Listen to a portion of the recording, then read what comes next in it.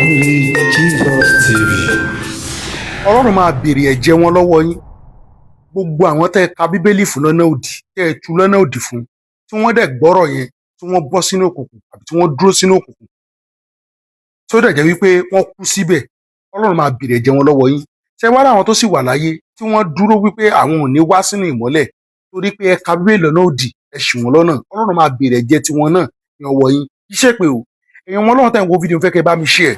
Ẹ jọ̀wọ́ ẹ bá wa share fídíò yìí. Ẹ máa wò pé kí nìdí tí Evangelist Noah fi ń sọ ọ̀rọ̀ bí eléyìí sí Malam Yusuf. Ẹ wò inú fídíò ilẹ̀ ó ti rí o. Inú fídíò ilẹ̀ ó ti gbọ́ ìdí ẹ̀. Ohun tí Evangelist Noah ohun tí wọ́n rí lọ́bẹ̀ tí wọ́n fi wa ọwọ́ ẹ ó gbọ́ nínú fídíò yìí. Ẹ ṣáà bá wa share. Ẹ̀yin náà ẹ gbìyànjú kẹ́ wo fídíò yìí títí dé òpin. Fọ́nrán yìí ó pè wá ṣàkíyèsí ńlá. Ohun tí Malam Yusuf Adépọ̀jù dẹ̀ ń ṣe ohun tó léwu ni. Yóò dára fún wa, Ọlọ́run ní fi wá sílẹ̀, ọpọlọ ò ní lọ. Ó yá ẹ já gbọ́ wọn nìṣó. Ẹ já gbọ́ fídíò tí Malam pẹ̀lú àwọn ọmọ wọn ṣe, ẹ já gbọ́ ohun tí wọ́n kà ní bíbélì. Kí a wá jọ kà á fún ara wa, ṣé nǹkan tí bíbélì ń sọ ni wọ́n ń sọ? Wọ́n ní bíbélì ní ká lọ máa ń yàlè. Ẹ já gbọ́ fídíò yẹn.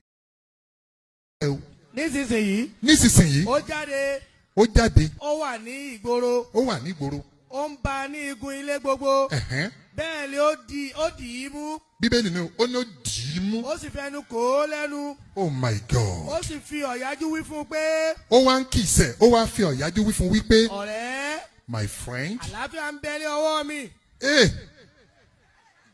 lónìí ni mo ti san ẹ̀jẹ̀ mi bẹ́ẹ̀ ni o nítorí náà nítorí ni mo náà. ṣe jáde wá pàdé rẹ ẹ̀hẹ́n, láti ṣe àfẹ́rí ojú rẹ èmi sì rí ọ èmi sì fi aṣọ títẹ́ ọlọ́nà tẹ́ akété mi bẹ́ẹ̀ ni. ọlọ́nà fífín àti aṣọ àgbò dáradára ti Íjíbítì èmi ti fi tùràrí olóòórùn dídùn ti mírà aloe àti kinamoni sí akété mi wá jẹ́ kí a gba ẹkùn ìfẹ́ wa títí tí ilẹ̀ yóò fi mọ́ Kí ni ìtumọ̀ yẹn kí ni a fẹ́ ṣe yẹn. Honeymoon. jẹ́ kí a fi ìfẹ́ tu ara wa lára Abdulhakeem wo bá wa. ìwọ nìkan tán. Rárá o pásítọ̀ ni. Nítorí baálé mi kò sí ní ilé.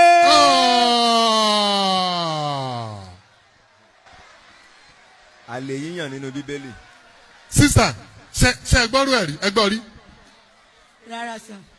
Ok yín tán sọ yẹn ìjà òlẹ̀ yín náà ó ṣe. Mi lè ṣe. Ẹ ṣe o. Bíbélì wà fún Bí mi dúpẹ́ gbogbo alájọ gbọ́ fídíò yẹn. Gbogbo àwọn Ọlọ́run tí a bá wọn fídíò yìí, ẹ jẹ́ máa sọ pé Jesus is the only way. Kẹ̀rẹ̀ máa bá wa share.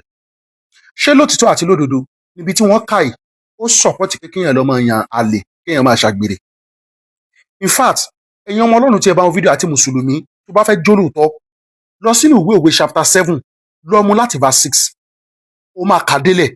Ibi báyìí, ó ti wá bá ṣe gbọdọ̀ sá fún àgbèrè àti nǹkan tí result àgbèrè máa ń jẹ́. Ẹni tó ń yan àlè tó ń ṣe panṣágà àtọkùnrin àtobìnrin, ó ti wá result nǹkan tó máa ń bí. Wọ́n dẹ̀ lọ mú ọ̀rọ̀ yẹn láàárín láti verse 12 whereas verse 6 lọ̀rọ̀ yẹn ti bẹ̀rẹ̀. Ìgbà tí wọ́n mú láti verse 12 yẹn, wọ́n kà débì kan, wọ́n dúró. Wọ́n parí rẹ̀ síbi tọ́rọ̀ yẹn parí sí. Ẹ jájọ mú láti verse 6.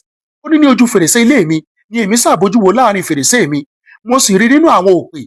Mo kíyèsí nínú àwọn ọmọkùnrin kan tí òye kù fún. Ó ń kọjá lọ ní ìgboro ní etí igun ilé, ó sì ń lọ sí ọ̀nà ilé rẹ̀. Ní wìrìwìrì mọ́lẹ̀, ní àṣálẹ́, ní òru dúdú àti òkùnkùn. Sì kíyèsí obìnrin kan pàdé rẹ̀, ó wọ aṣọ panṣágà, alárékérekè àyà.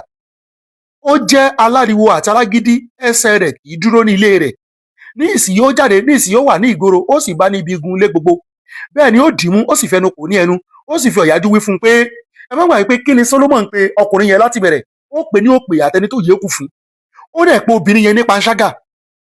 Ó wá ń sọ nǹkan tí obìnrin yẹn ṣe ibi táwọn ń kà, bó ṣe ń sọ ọ̀rọ̀ dídùn fún ẹ̀dájọ́ ká o. Nítorí náà, ó ní ọ̀rẹ́ àlàáfíà ń bẹ lọ́wọ́ mi. Lónìí mo ti san ẹ̀jẹ̀ mi. Nítorí náà ni mo ṣe jáde wá pàdé rẹ láti ṣàfẹ́rí ojú rẹ. Èmi sì rí ọ. Èmi fi aṣọ títẹ́ ọlọ́nà tẹ́ àkéte mi. Ọlọ́nà fífín àti aṣọ ọ̀gbọ̀ dáradára ti Íjíbítì. Èmi ti fi tùràrí olóòórùn dídùn ti mírà, aloe àti kinamoni sí àkéte mi. Wá jẹ́ ká gba ẹ̀kún ìfẹ́ wa títí yóò fi di òwúrọ̀.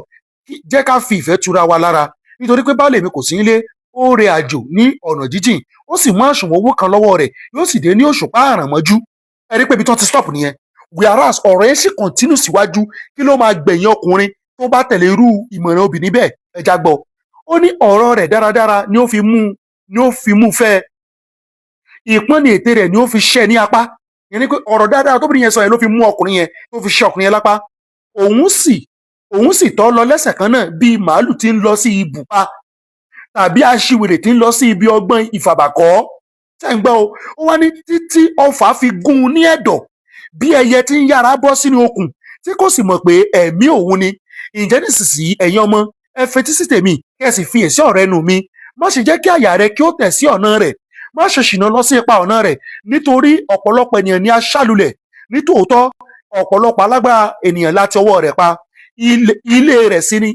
Ilé rẹ̀ ní ọ̀nà ọ̀run àpáàdì tí ń sọ̀kalẹ̀ lọ sí ìyẹ̀wù ikú. Ṣẹ́gbọ́n kan tí Bíbélì sọ. Bíbélì sọ fún wa wípé ẹni tó bá ṣe nǹkan yẹn tó jẹ́ kí tó fọ̀lù fún ọ̀rọ̀ ìpọ́n ní obìnrin yẹn tó lọ tẹ̀lé lọ ọ̀run àpáàdì ló lọ, inú ìparun ló lọ, ibi ikú rẹ̀ ló lọ. Àwọn sì kà wọ́n ní Bíbélì ní ká máa yànlè. The same place náà ni o. Ẹ lọ gbé inú Bíbélì tó wà lọ́wọ́ tí ń kẹjọ ká.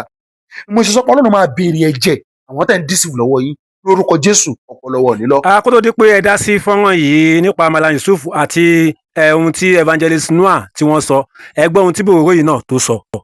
alhamdulilayi àṣírí wọn ti ń tú. Mo ní àṣírí wọn ti ń tú. Ṣé mo rí ti èèyàn mi? Ṣé mo rí ti social media fi dákẹ́ báyìí? Ṣé mo rí ti social media fi dákẹ́ báyìí? Wàláhì tàláhì ṣé mọ̀? Ìdí tí social media fi dákẹ́ báyìí ni pé inú àwọn ọmọ Yorùbá mẹ́ta tí wọ́n mú tó jágbóde gbà fáwọn kidnapper lọ́yọ̀ọ́ ní Ògbómọ̀ṣọ́ tó ṣẹlẹ̀. Àwọn mẹ́tẹ̀ẹ̀ta tí wọ́n kó wàláhì Christian ni wọ́n. Gbẹ̀ngà Ayọ̀mídé àti Sunday ọkọ̀ àmìtẹ̀ta nìyẹn.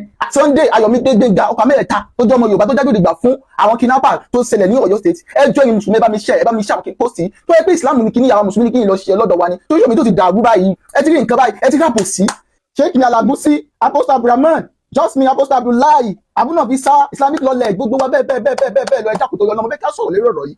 Tó bá yẹ pé Islam ní wẹ́pẹ́ mùsùlùmí ni wọ́n lọ kó ni social media tó ti dàrú tó yẹ pé social media fi dákẹ́ ní ìdílé tó fi dákẹ́ mo ti sọ yìí ẹ jáde Sheikh ní Alagusi ẹjọ́ tó yọ lọ ẹ jáde.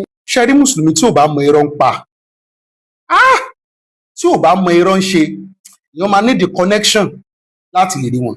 Mùsùlùmí tí ó máa wà tí ò ní parọ́ o tí ò ní ṣèké o tí ò ní yí ọ̀rọ̀ padà tí ó mọ sọ nǹkan ẹ̀mí bí ọ̀rọ̀ ò ṣe rí ẹ lè rí wọn torí wọ́n ti kú, wọ́n exist. Èèyàn tó lè jẹ́ mùsùlùmí tó máa lè wà òótọ́ o ó ti kú, kò gba Islam, kò exist rárá. Nípa báwo ṣé rí gbogbo èèyàn ọmọ Ọlọ́run tẹ̀ ń fídíò yẹn máa sọ pé Jesus is the only way. Ẹ lè bẹ́ẹ̀ mi náà share kílẹ̀ ní tó ṣú mo ní di 1000 share. Ẹ jẹ́ ká wo news tí arákùnrin yẹn gbé wá ní tó gbé sókè tó ń sọ wípé àṣírí ti tú o pé wọ́n ti mú àwọn èèyàn tí wọ́n jẹ́ informant tí wọ́n ń fún àwọn èèyàn lọ́wọ́ bí wọ́n ṣe jí àwọn èèyàn gbé ní Ọ̀yọ́ wípé àṣírí ti tú pé Christian ni wọ́n. Ó wá gbé àwọn bíi mẹ́ta kan síbẹ̀ nínú fídíò yẹn. Ó gbé Adéwùsì Sunday Ayọ̀wọlá Gbénga Adélájà Ayọ̀mídé ó wá gbé síbẹ̀ ó wá sọ pé àwọn Christian ló ṣàgbọ́dẹ̀gbà fáwọn tó ń jẹ́yàn gbé. Ẹ wo irọ́. Ṣé ẹ rí the same kíní gangan ó ti wà online ẹnìkan ti post ẹ̀ tẹ́lẹ̀. Mùsùlùmí tó wà ń bẹ̀ ìṣe ni máa yẹn wá lọ doctor ẹ̀ kúrò ó gé ó wá gbé àwọn ènìyàn síbẹ̀. Lákọ̀ọ́kọ́ náà ẹ ti kí wọ́n bá àdírẹ́sì yẹn kí n tó wá pé ṣé kìrìsìtẹ́nì lè lọ́wọ́ sírú ìgbé ayé bẹ́ẹ̀ kìrìsìtẹ́nì tó ń tẹ̀lé Kristi. Nínú píkítọ̀ tẹ́wọ̀n lójú screen tẹ́mi gbé wá yẹn Babangida Buhari Awalu Kabiru Aliyu lẹ́yìn náà ló kan Adéwùyí Sunday lẹ́yìn náà ló kan Ayọ̀wọlá Gbénga lẹ́yìn náà ló kan Rafiu Abdulmajid lẹ́yìn náà ló kan Adélẹ́yẹ Ayọ̀mídé. So àwọn mùsùlùmí tó wà nínú kiri yẹn tó ń gbé orúkọ Islam yẹn ó intentionally yọ wọ́n kúrò nínú sin yẹn so that kó má bàa dà yìí pé mùsùlùmí pẹ̀lú. Praise God. Ìyẹn àkọ́kọ́. Ẹlẹ́ẹ̀kejì ǹjẹ́ kìrìsìtẹ́nì tó ń tẹ̀lé tí Kristi kọ àtàwọn àpòstélì só lè rúnú gbé ayé bẹ́ẹ̀. Ẹ jẹ́ ká jọ ka Bíbélì nínú 2 Corinthians chapter 6 from verse 14.